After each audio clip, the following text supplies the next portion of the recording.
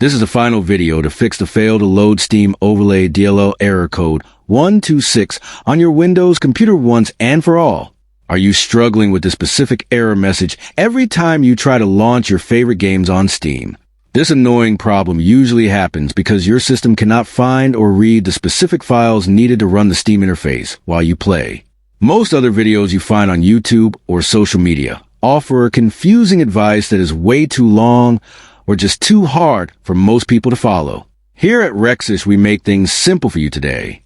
There are 4 proven methods to fix this error, and I guarantee that at least one of them will work for you, even if your Steam files seem completely broken right now.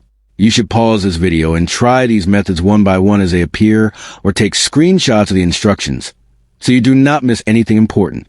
I will not explain the technical details here, but these steps fix the core of the issue quickly.